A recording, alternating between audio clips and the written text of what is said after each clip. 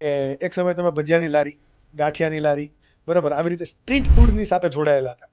Food blogging છે, મતલબ Instagram કે ફેસબુક સોશિયલ મીડિયા ક્રિએટર તરીકે આવવાનું રીઝન શું? મારો લોન કન્સલ્ટિંગનો બિઝનેસ હતો અહીંયા પહેલા સુરતમાં લોકડાઉન પહેલા. લોકડાઉન પહેલા.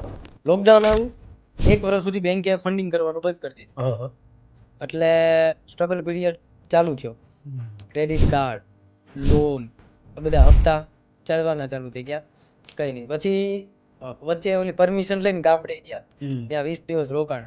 પછી આવું હતું ને ત્યારે મારો માસીનો છોકરો છે મને કે ચેતન તને ફૂડ ખાવાનો શોખ છે અને બનાવવાનો શોખ છે, તો કંઈક યુટ્યુબ ચાલુ કરીને. આશ્રમમાં મંદબુદ્ધિ વડીલોનો આશ્રમ હતો, ત્યાં પાઉંભાજી અને પુલાવ બનાવીને જમાડતા.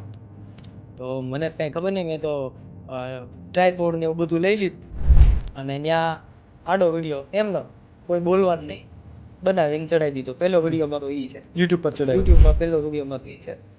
અને એમાં આવ્યા 7-8 હજાર વ્યૂ પહેલા વિડીયો.